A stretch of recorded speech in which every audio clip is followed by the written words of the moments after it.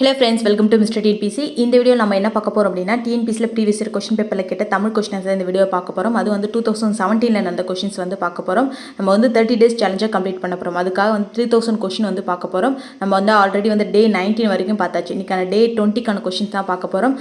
டே 19 வரைக்கும் பார்த்தீங்கன்னா பிளேலிஸ்ட்டில் வந்து நான் போட்டிருக்கேன். அதாவது 3000 ப்ரீவியஸ் கொஸ்டின் பேப்பர் அப்படின்ட்டு பிளேலிஸ்ட்டில் இருக்கும். பார்க்காதவங்க அதையும் வந்து பாருங்கள். ஃபர்ஸ்ட் கொஸ்டின் பார்த்தீங்க அப்படின்னா, சரியானவற்றை காண்க. இதில் வந்து பார்த்தீங்க அப்படின்னா, யான் ப்ளஸ் கு அப்படின்றது எனக்கு, இது வந்து கரெக்டு தான். அதே மாதிரி யான் ப்ளஸ் கண் அப்படின்றது வந்து என் கண் அப்படின்னு வரும். இது எண்ணின் கண் அப்படின்னு வந்துருக்கு. இது வந்து தப்பு. யான் கண் அப்படின்றது, யான் ப்ளஸ் கண் அப்படின்றது என் கண் அப்படின்னு வரும். யானது அப்படின்றது வந்து எனதுன்னு வரும். இங்கே வந்து என்னது அப்படின்னு கொடுத்துருக்காங்க. அப்போ இது தப்பு.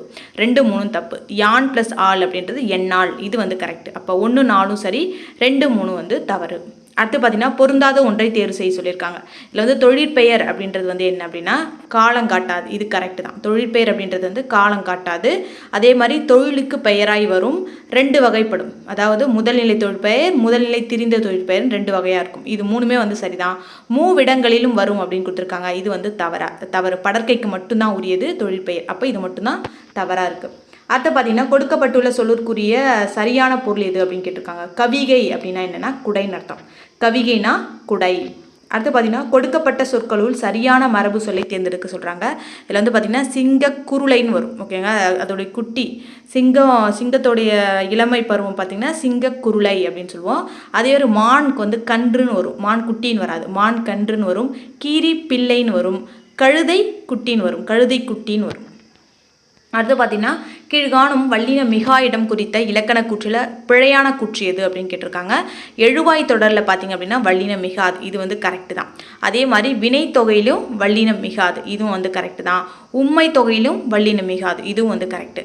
இதில் வந்து பார்த்தீங்கன்னா, 2ஆம் வேற்றுமை விரியில் வந்து வல்லினம் மிகாதுன்னு கொடுத்துருக்காங்க. 2ஆம் வேற்றுமை விரியில் வந்து வல்லினம் மிகும். ஓகேவா, அதாவது வெளிப்படையாக வந்துடுச்சு அப்படி ஐ அப்படின்றது வெளிப்படையாக வந்துச்சு அப்படின்னா அதில் வந்து வல்லினம் மிகும். இங்கே வந்து மிகாதுன்னு கொடுத்துருக்காங்க. இது வந்து தப்பு. இதே வந்து 2ஆம் வேற்றுமை தொகையில் வந்து வல்லினம் மிகாதுன்னு கொடுத்துருந்தாங்க அப்படின்னா அது வந்து கரெக்டு. அப்போ இது வந்து விரியில வல்லினம் மிகாது அப்படின்றது வந்து தப்பு, மிகும். அடுத்து பார்த்தீங்கன்னா, ப்ரொஜெக்டர் அப்படின்றது ஆங்கில சொல்லுக்கான நேரான தமிழ் சொல் என்ன அப்படின்னா படவெழுத்தி. ப்ரொஜெக்டர் அப்படின்னா படவெழுத்தி. நமக்கு தெரியும்ல, ப்ரொஜெக்டர்னா என்னன்னா, நம்ம வந்து ஒரு இது படம் வந்துச்சுன்னா அதை வந்து செவுத்துல அப்படியே காமிக்கிறது, அது பேர் தான் படவீழ்த்தின்னு சொல்லுவோம். அடுத்து பார்த்தீங்கன்னா, மரபு தொடருக்கு பொருத்தமான தொடரை தேர்ந்தெடுக்க சொல்கிறாங்க. ஆகாய தாமரை அப்படின்றது அந்த இல்லாத ஒன்று. இது வந்து ரிப்பீட்டட் கொஷின். ஆகாய தாமரை அப்படின்றது வந்து இல்லாத ஒன்று. இதுவும் ரிப்பீட்டட் கொஷின். இலக்கண குறிப்பு அறிக்கை. கெடுப்பதும் உம்முல முடியுது. அப்போ வந்து இது வந்து இன்னிசைல் அப்படி நம்ம நிறைய கொஷின் பேப்பர் சொல்லியிருக்கோம். அதனால் வந்து திரும்ப சொல்ல வேணாம்னு நினைக்கிறேன். கெடுப்பதும் அப்படின்றது வந்து ஊல வரதுனால இது வந்து இன்னிசை இயலப்படை. அடுத்து பார்த்தீங்கன்னா, பார்க்குலாம் செல்வ நின்னை இங்கனம் பார்த்த கண்ணை. கீழ் உள்ள விடைகளில் சரியான விடையை வந்து எழுத சொல்கிறாங்க. ஓகேங்களா, அது வந்து பார்த்திங்கன்னா, இதில் வந்து என்னென்ன இருக்குது, பா இருக்குது. 2துலேயும் வந்து பா இருக்குது. பார்க்குளம் பார்த்த அப்படின்றது. அப்போ மோனை வந்து இடம்பெற்றிருக்கு. அதே மாதிரி இரு வந்திருக்கு. பார்க்குலாமுக்குள்ள இரு 2வது எழுத்து ஒன்றி வந்திருக்கு. பார்த்த அப்படின்றதுல இரு வந்திருக்கு. அப்போது இது எதுகையும் இடம்பெற்றிருக்கு. அதே மாதிரி நின்னை கண்ணை அப்படின்னு இயைபும் வந்திருக்கு. ஓகேங்களா, அதே மாதிரி ஒரே சவுண்டாக இருக்கணும். இன்னை கண்ணை அப்படின்றது ஒரே இதுவாக இருக்கிறதுனால இது இயேபும் வந்திருக்கு. இப்போ மோனை எதுகை இயேபு 3மே வந்து இதில் வந்திருக்கு. அடுத்து பார்த்தீங்கன்னா, விடைக்கேற்ற வினாவை கண்டுபிடிக்க சொல்கிறாங்க. திரைப்படம் எடுப்பதனை விட செய்திப்படம் எடுப்பது கடினமான பணியாகும். இதை வந்து எப்படி நம்ம வினாவாக அமைக்கலாம் அப்படின்னா, திரைப்படம் எடுப்பதை விட எப்படம் எடுப்பது கடினமான பணியாகும் அப்படின்றதா கொஷின் கரெக்டாக இருக்கும். ஓகேங்களா, அடுத்து பார்த்தீங்கன்னா, பொருந்தாத சொல்லை கண்டுபிடிக்க சொல்கிறாங்க. இந்த பொருந்தாத சொல் அப்படின்னு பார்க்கும்போது இதெல்லாம் பார்த்தீங்கன்னா, கெடா, எடுப்பதும், தழி, இதெல்லாம் வந்து பார்த்திங்க செய்யுளு செயலப்படை, அதாவது இன்னி செயலப்படை, சொல்லி செயலப்படைன்னு வந்திருக்கு. அரங்கம் அப்படின்றதான் வந்து அளபடையில் வராமல் இருக்குது. அப்போ இதுதான் பொருந்தாமல் இருக்குது. அடுத்து பார்த்திங்கன்னா, பாத பீடிகை உள்ள இடம் எது அப்படின்னா, பாத பீடகை அப்படின்றது இருக்கிற இடம் எதுன்னா மணிப்பல்லவ தீவு. அடுத்து பார்த்திங்கன்னா, அரவணடிகள் வந்து அறிவுண்டாகுக என யாரை வந்து வாழ்த்திருப்பார் அப்படின்னா, அதாவது அரசமாதேவி, தோழியர் கூட்டம், சித்ராபதி, மணிமேகலை, இவங்க எல்லாருமே வந்து பார்த்திங்கன்னா அறிவுண்டாக அப்படின்னு சொல்லிட்டு அரவணடிகள் வந்து வாழ்த்தியிருப்பார். அடுத்து பார்த்திங்கன்னா, புல்லாகி பூடாய் அப்படின்றது இடம்பெற்ற நூல் எது அப்படின்னா திருவாசகம். புல்லாகி பூடாய் இந்த நூல் வந்து இடம்பெற்றது வந்து திருவாசகம், மாணிக்கவாசகர் எழுதியது. அடுத்து பார்த்திங்கன்னா, திருக்குறளில் அறத்துப்பாலுக்குரிய அதிகாரம். இதுவும் ரிப்பீட்டட் கொஷின். திருக்குறளில் அறத்துப்பாலுக்குரிய அதிகாரங்கள் என்ன அப்படின்னா 38. அதே பொருட்பாலுக்கு 70. அதே காமத்துப்பாலுக்கு 25. அடுத்து பார்த்திங்கன்னா, முழுதும் விருத்தப்பாக்களால் ஆன காப்பியம் எது அப்படின்னா கம்பராமாயணம் தான் பார்த்திங்கன்னா முழுசுமே வந்து விருத்தப்பாக்களாலான காப்பியம். அடுத்து பார்த்தீங்கன்னா எத்திராசுலு என்கிற அரங்கசாமி என்ற இயற்பெயர் கொண்ட கவிஞர் யார் அப்படின்னா வாணிதாசன். எத்திராசுலு என்கிற அரங்கசாமி இது யாருடைய இயற்பெயர் அப்படின்னா வாணிதாசனுடைய இயற்பெயர். அடுத்து பார்த்தீங்கன்னா தமிழகத்தை ஆண்ட மூவேந்தர்கள் சிறப்பு குறித்து பாடப்பட்ட நூல் எது அப்படின்னா முத்தொள்ளாயிரம் தான் பார்த்தீங்கன்னா சேர சோழ பாண்டியர் இங்கே 3 பதிப்பெயர்களை பற்றியும் சொல்லக்கூடியது. ஒவ்வொருத்தவங்களும் பார்த்தீங்கன்னா 900 பாடல்கள், ஒவ்வொருத்தவங்க பற்றி 900 பாடல்கள் இருக்கும். அதனால தான் இது வந்து முத்தொள்ளாயிரம் அப்படின்னு சொல்கிறது. அடுத்து பார்த்தீங்கன்னா மார்போலையில் எழுதக்கூடிய எழுத்தாணி எது அப்படின்னா தந்தம். மார்போலையில் எழுதக்கூடிய எழுத்தாணி வந்து மார்போலையில் எதை வச்சு எழுதுவாங்க அப்படின்னா தந்தத்தை வச்சு எழுதுவாங்க. அடுத்து பார்த்தீங்கன்னா வனப்பு அப்படின்னா இதுவும் ரிப்பீட்டட் கொஸ்டின். வனப்பு அப்படின்றது அழகு, இந்த மாதிரி இதுவும் ரிப்பீட்டட் கொஸ்டின். விளம்பி என்பது என்ன பெயர் அப்படின்னா ஊர் பெயர். விளம்பி நாகனார், அதாவது நான்மணிக்கடிகளை வந்து விளம்பி நாகனார் எழுதியிருப்பார். விளம்பி அப்படின்றது அவருடைய ஊர் பெயர், நாகனார் அப்படின்றது அவருடைய இயற்பெயரில் வரும். ஓகேங்களா? அப்போ விளம்பி என்பது ஊர் பெயர். இது வந்து ரிப்பீட்டட் கொஸ்டின். விக்டோரியா மகாராணி காலையில் கண் விழித்ததும் முதலில் படித்த நூல் எது அப்படின்னா திருக்குறள் தான். அடுத்து பார்த்தீங்க அப்படின்னா திருவள்ளுவர் ஆண்டு எதை உறுதி செய்து கணக்கிடப்படுகிறது அப்படின்னா கிமு 31 தான் பார்த்தீங்கன்னா திருவள்ளுவர் ஆண்டு அப்படின்னு சொல்லுவாங்க. அதை வச்சு தான் பார்த்தீங்க அப்படின்னா இப்போ 2024 நடக்குது அப்படின்னா இந்த 2024க்குள்ளே 31 கூட்டணும் அப்படின்னா அதுதான் வந்து திருவள்ளுவர் ஆண்டு. அப்போ என்ன வரும்? 24, 34, 44, 54, 55. அப்போ 2055 அப்படின்றது வந்து இப்போது நடந்திருக்கிறது திருவள்ளுவர் ஆண்டு. ஓகேங்களா? அடுத்து பார்த்தீங்க அப்படின்னா சாதியும் மதமும் சமயமும் தவிர்த்தேன் சாத்திர குப்பையும் தனந்தேன் என பாடியவர் யார் அப்படின்னா வள்ளலார். சாதியும் மதமும் சமயமும் தவிர்த்தேன் சாத்திர குப்பையும் தனந்தேன் அப்படின்ட்டு வள்ளலார் வந்து பாடியிருப்பார்.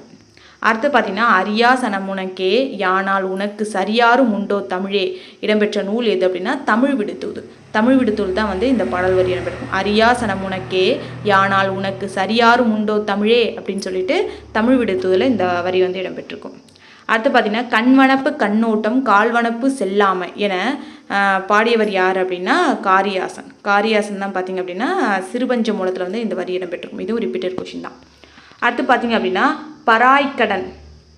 பராய்க்கடன் உரைத்தல் என்பது என்ன அப்படின்னா வேண்டியது நிறைவேறினால் இன்னது தருவேன் அப்படின்னு சொல்கிறது தான் வந்து பராய்க்கடன் உரைத்தல் அப்படின்றது.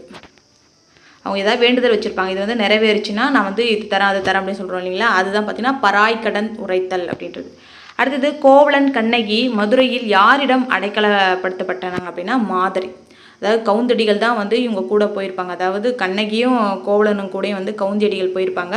அங்கே வந்து யாருடைய வீட்டில் வந்து அவங்க அடைக்கலம் இருந்திருப்பாங்க அப்படின்னா மாதரி வீட்டில் தான் இருந்திருப்பாங்க.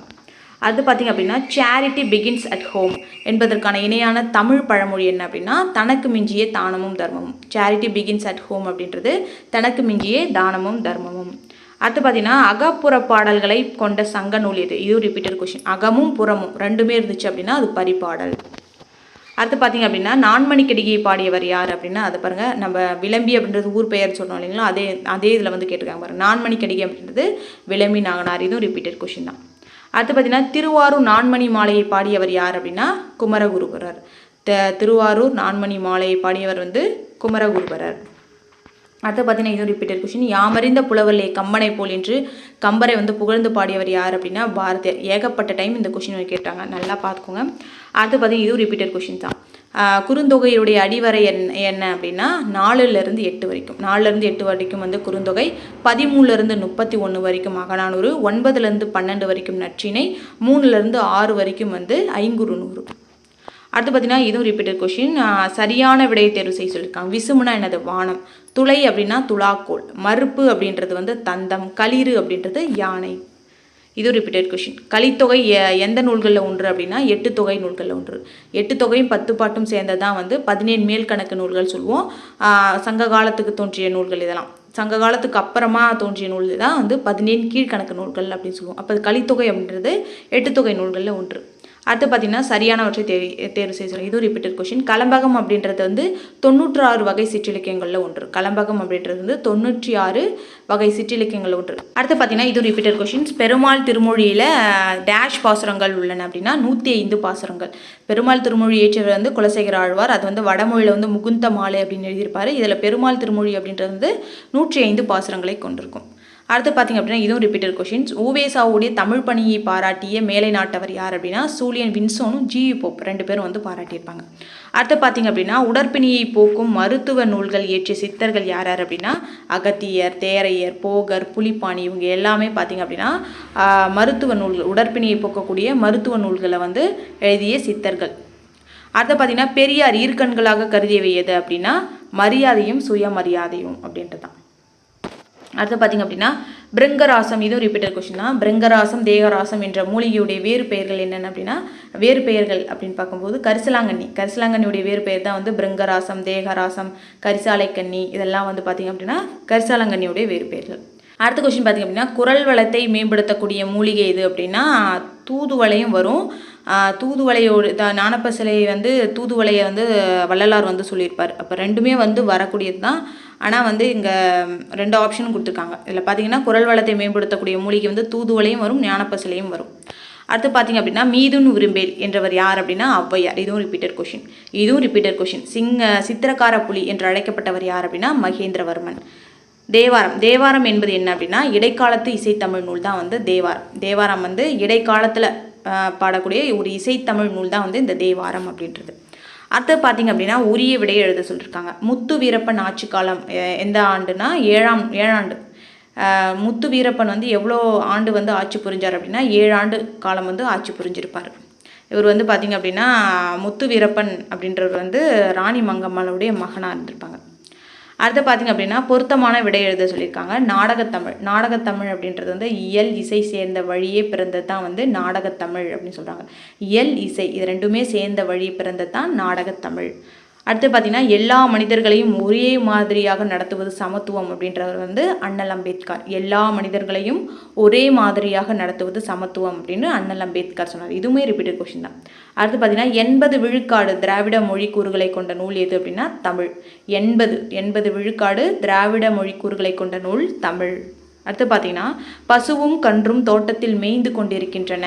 இத்தொடரானது எம்மொழி வகை சார்ந்தது அப்படின்னா தொடர்மொழி. அதாவது தொடர்ந்து வந்துட்டு இருக்குங்களா, பசுவும் கன்றும் தோட்டத்தில் மேய்ந்து கொண்டிருக்கின்றன அப்படின்றது தொடர்மொழி. இது வந்து பொதுமொழின்னு சொல்ல முடியாது. பொதுமொழினா அந்தமான், அதுக்கு எக்ஸாம்பிளாக சொல்லலாம். அதாவது அந்தமான் அப்படின்றது வந்து ஒரு தீவை குறிக்குது. அதே மாதிரி அதை பிரித்தோம் அப்படின்னா மானை குறிக்குது, அந்தமான் அப்படின்றது.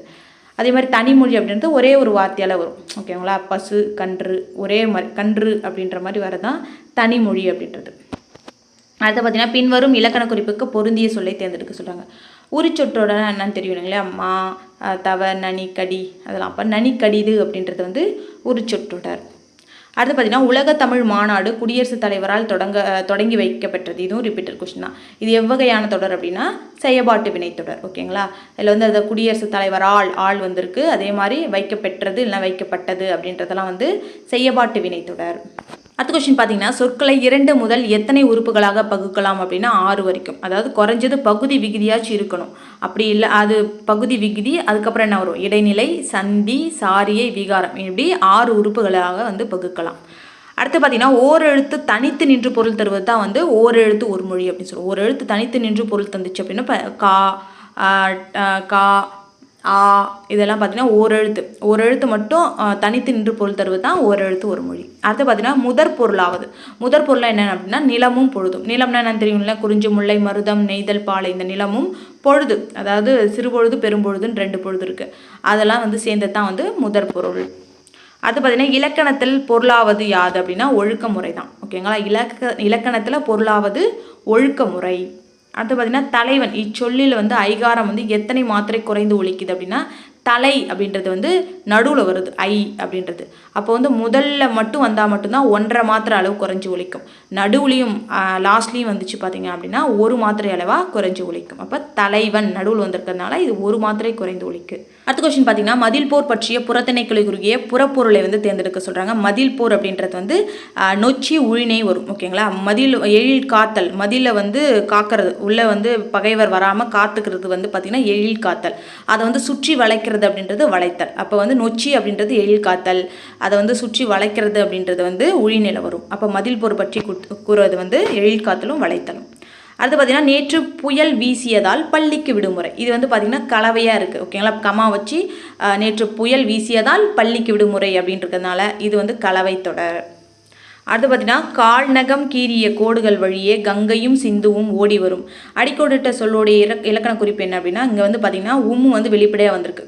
கங்கையும் சிந்துவும் அப்படின்றது வெளிப்படையாக வந்துச்சுன்னா அது எண்ணுமை. அதே கங்கை சிந்து அப்படி மட்டும் இருந்துச்சு அப்படின்னா அது வந்து உண்மை தொகையில் வரும். ஓகேங்களா? இப்போ வெளிப்படையாக வந்திருக்கிறதுனால இது எண்ணுமை.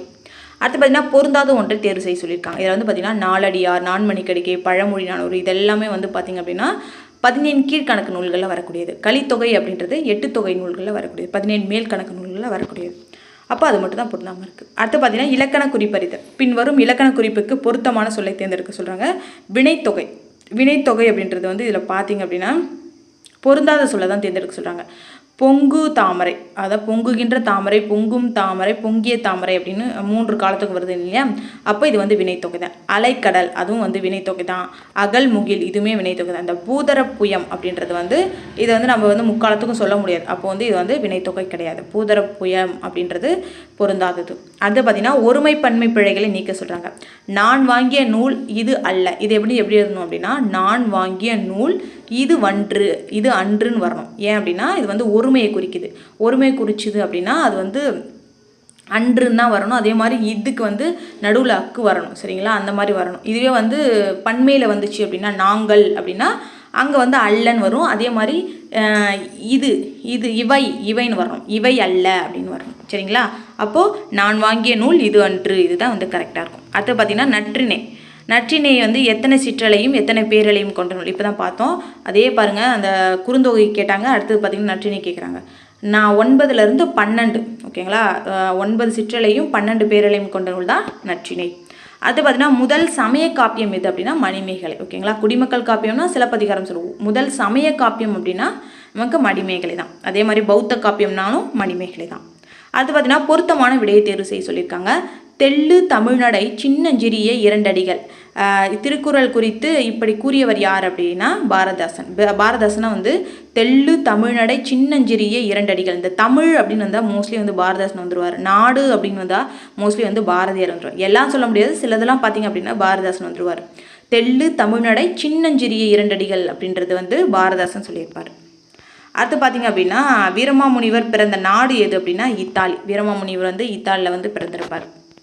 அடுத்த கொஸ்டின் பார்த்திங்க அப்படின்னா இனியவை 40 நூலுடைய ஆசிரியர் யார் அப்படின்னு கேட்டிருக்காங்க. இன்னா 40னா கபிலர். அதே இனியவை 40 அப்படின்னா பூதஞ்சேந்தனார். 40 பாடல்கள் கொண்டது. அடுத்து பார்த்திங்க அப்படின்னா அம்மானை. அம்மானை என்பது யார் விளையாடும் விளையாட்டு அப்படின்னு இதுவும் ரிப்பீட்டட் கொஸ்டின் தான். பெண்கள் விளையாடக்கூட விளையாட்டு தான் இந்த அம்மானை அப்படின்றது. அதே மாதிரி முருகனால் சிறையிலிடப்பட்டவன் யார் அப்படின்னா நான்முகன். முருகனால் சிறையிலிடப்பட்டவன் வந்து நான்முகன்.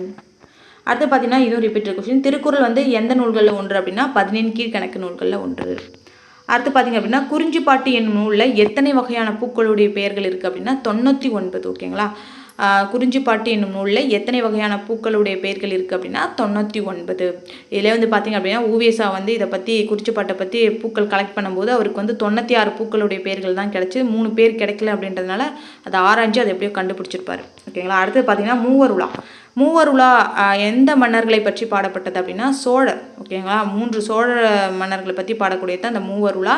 இந்த மூவருலா அப்படின்றது வந்து யார் ஏற்றிருப்பாங்க அப்படின்னா ஒட்டக்கூத்தர்.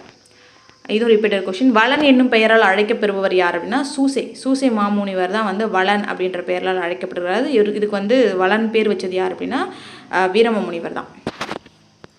அடுத்து பார்த்தீங்க அப்படின்னா நூலினுடைய 97 வெண்பாவிலும் மனநோய் போக்கும் 5 கருத்துக்கள் கொண்டது எது அப்படின்னா சிறுபஞ்ச மூலம். ஓகேங்களா? சிறுபஞ்ச மூலம் பார்த்திங்கன்னா மனநோயை போக்கக்கூடிய 5 கருத்துக்களை கொண்டு இருக்கும். 97 வெண்பாக்களால் ஆயிருக்கும். இது வந்து காரியாசன் இயற்றியிருப்பார். அடுத்து பார்த்தீங்கன்னா களிற்றியானை நிறை, மணிமிடை பவளம், நித்தில கோவை என 3 பகுதிகளை உடைய நூல் எது அப்படின்னா அகநானூறு. நம்ம ஏற்கனவே சொல்கிறோம் 120 பாடல்கள் வந்து பார்த்திங்கன்னா களிற்றியானை நிறை, மணிமிடை பவளத்துக்கு வந்து 180, நித்திலை கோவைக்கு வந்து 100 அப்படின்னு இருக்கும். மொத்தம் 400 பாடல்களை கொண்டது. அகநானூறு வந்து பார்த்திங்கன்னா 3 பகுதிகளாக பிரிச்சிருப்பாங்க. அடுத்து பார்த்தீங்கன்னா நிலத்தினும் பெரிதே வானினும் உயர்ந்தன்று என்று தலைவி தலைவன் மீதான நட்பை வியந்து பாடுவதாய் அமைந்த பாடலுடைய நூல் வந்து குறுந்தொகை. இங்கே பெருசு அப்படின்றது மாதிரி ஈஸியாக நான் சொல்லணும். நிலத்தினும் பெரிதே அப்படின்னா பெருசு சிறுசு அப்படின்ற மாதிரி குறுந்தொகை. நிலத்தினும் பெரிதே வானினும் உயர்ந்தன்று அப்படின்றது வந்து ரொம்ப குறுகி அப்படின்னு நான் வச்சுக்கணும் குறுந்தொகை. அடுத்து பார்த்திங்க அப்படின்னா கிறிஸ்துவ சமயத்தாருடைய கலைக்களஞ்சியம் என போற்றப்படுவது தான் வந்து தேம்பாவணி. கிறிஸ்துவ சமயத்தாருடைய கலைக்களஞ்சியம் அப்படின்றது தேம்பாவணி. அடுத்து பார்த்தீங்கன்னா இயேசு பெருமானுடைய வளர்ப்பு தந்தை யார் அப்படின்னா அங்கே பாருங்கள் அதே கொஸ்டின் இங்கே ரிப்பீட் ஆகுது பாருங்கள். இயேசு பெருமானுடைய வளர்ப்பு தந்தை யார் அப்படின்னா சூசை மாமுனிவர். இவர் தான் வந்து பாட்டுடை தலைவனாகவும் இருந்திருப்பார் தேம்பாவணியில். அடுத்து பார்த்தீங்கன்னா திருத்தொண்டர் புராணம் என்னும் பெரிய புராணத்துக்கு முதல் நூலாக அமைந்தது எது அப்படின்னா திருத்தொண்டை தொகை. சுந்தரர் எழுதிய திருத்தொண்டை தொகை தான் வந்து திருத்தொண்டர் புராணத்துக்கு முதல் நூலாக இருந்திருக்கும். அதை வழிநூலாக வச்சு தான் வந்து இவர் வந்து பெரிய புராணத்தை இயற்றியிருப்பார் சேக்கிழார். அடுத்து பார்த்தீங்கன்னா நாலடி 400 என அழைக்கப்படும் நூல் எது அப்படின்னா இதுவும் ரிப்பீட்டட் கொஸ்டின் தான். நாலடியார். வேளாண் வேதம், நாலடி 400 இதெல்லாம் வந்து நாலடியார் அழைக்கக்கூடியது தான். அடுத்து பார்த்தீங்க அப்படின்னா சுருதி முதல் என்ற சொல்லினுடைய பொருள் யாரை குறிக்குது அப்படின்னா சுருதி முதல் அப்படின்றது இயேசுநாதரை குறிக்கிறாங்க. ஸ்ருதி முதல் என்ற சொல்லுடைய பொருள் வந்து இயேசுநாதர். அடுத்து பார்த்தீங்கன்னா சொல்லில் தோன்றக்கூடிய குற்றங்கள் எத்தனை அப்படின்னா 4. ஓகேங்களா. சொல்லில் தோன்றும் குற்றங்கள் மொத்தம் எத்தனை அப்படின்னா 4. அடுத்து பார்த்தீங்கன்னா திருவிளையாடற் புராணத்தை இயற்றியவர் யார் அப்படின்னா பரஞ்சோதி முனிவர். இது ரிப்பீட்டட் கொஸ்டின் தான். திருவிளையாடற் புராணத்தை இயற்றியவர் வந்து பரஞ்சோதி முனிவர். இதுவும் ரிப்பீட்டட் கொஸ்டின். அதான் இந்த கொஸ்டின் பாருங்கள் அங்கே வந்தது திரும்ப வந்துருக்குவாங்க. சிறுவஞ்சம் மூலம் என்ற நூலோடைய கடவுள் வாழ்த்துடன் எத்தனை வெண்பாக்கள் இருக்குது அப்படின்னா 97 வெண்பாக்கள் வந்து இருக்குது. அடுத்து பார்த்தீங்கன்னா ஆண்பால் பிள்ளைத்தமிழுக்குரிய பருவம் எது? இதுவும் ரிப்பீட்டட் கொஸ்டின் தான். ஆண்பால் பிள்ளைத்தமிழுக்கு வந்து பொதுவான பருவங்கள் 7, ஆண்பால் பிள்ளைத்தமிழுக்கு 3, பெண்பால் பிள்ளைத்தமிழுக்கு 3 இருக்கும். அதில் வந்து சிற்றில், சிறுவரை, சிறுதேர் அப்படின்றது வந்து ஆண்பால் பிள்ளைத்தமிழுக்கு வரும். மீதி 3 பாருங்கள் அம்மானை, ஊசல், கழங்கு இதெல்லாம் வந்து பெண்பால் பிள்ளைத்தமிழுக்கு வரக்கூடியது. அடுத்து பார்த்தீங்கன்னா நான் என்பது 4ஆம் வேற்றுமை உருபு பெற்றால் டேஷ் என ஆகும் அப்படின்னா இப்போ 4ஆம் வேற்றுமைக்கு என்ன வரும்? கூ வரும். ஓகேங்களா. ஐயால் கூ இன்னது கண் அப்படின்ற மாதிரி கூ வந்து 4ஆம் வேற்றுமை உருவுக்கு வரும். அப்போ நான் ப்ளஸ் கூ அப்படின்றது எப்படி எழுதணும் அப்படின்னா எனக்கு அப்படின்னு வரும். ஓகேங்களா. அடுத்து பார்த்தீங்கன்னா பொருந்தாததை எழுதுக சொல்லியிருக்காங்க. உவேசா பதிப்பித்த நூல்கள் பார்க்கும்போது உலா, கோவை, பரணி, அந்தாதி இதெல்லாம் வந்து உவேசா பதிப்பித்திருப்பார். இந்த பிள்ளைத்தமிழ் அப்படின்றது அவர் பதிப்பிக்காத நூல். அப்போ பொருந்தாதான் கேட்டிருக்காங்க. அப்போ பிள்ளைத்தமிழ். அடுத்து பார்த்தீங்கன்னா சாமிநாதன் என்று ஆசிரியரால் பெயரிடப்பட்டவர் தான் வந்து உவேசா. ஓகேவா. மகாவித்வான் மீனாட்சி சுந்தரனாரால் வந்து சாமிநாதன் அப்படின்னு அழைக்கப்பட்டிருப்பார் உவேசா. அடுத்த கொஸ்டின் பார்த்தீங்கன்னா உவேசாவுடைய வாழ்க்கை வரலாறு தொடராக வந்த இதழ் எது அப்படின்னா ஆனந்த விகடன். ஆனந்த விகடன் தான் வந்து என் சரிதம் அப்படின்ற பேரில் வந்து வந்திருக்கு இவருடைய வாழ்க்கை வரலாறு, உவேசாவுடைய வாழ்க்கை வரலாறு. அடுத்து பார்த்தீங்கன்னா தமிழகத்தில் காந்தியடிகள் மேடை பேச்சினை மொழிபெயர்த்தவர் யார் அப்படின்னா திருவிக்கா தான் வந்து தமிழகத்தில் வந்து காந்தியடிகள் வந்து மேடை பேச்சும்போது இவர் வந்து மொழிபெயர்த்திருப்பார் திருவிக்கா. அடுத்து பார்த்தீங்கன்னா திருவிக்காவுடைய செய்யுள் நூல்கள் என்னென்ன அப்படின்னா உரிமை வேட்டல், பொருளும் அருளும் இதெல்லாம் வந்து பார்த்திங்கன்னா செய்யுள் நூல்கள். இந்த சைவத்திரவு, கடவுட்காட்சியும் தாயுமானவும் இதெல்லாம் வந்து உரைநட நூலில் வரக்கூடியது. ஓகேங்களா. அடுத்து பார்த்திங்கன்னா மரபு கவிதையின் வேர் பார்த்தவர், புது கவிதையின் மலர் பார்த்தவர் என்று பாராட்டப்படுபவர் தான் வந்து கவிக்கோ அப்துல் ரஹ்மான். மரபு கவிதையின் வேர் பார்த்தவர், புது கவிதையுடைய மலர் பார்த்தவர் அப்படின்னு பாராட்டப்படுபவர் அப்துல் ரஹ்மான்.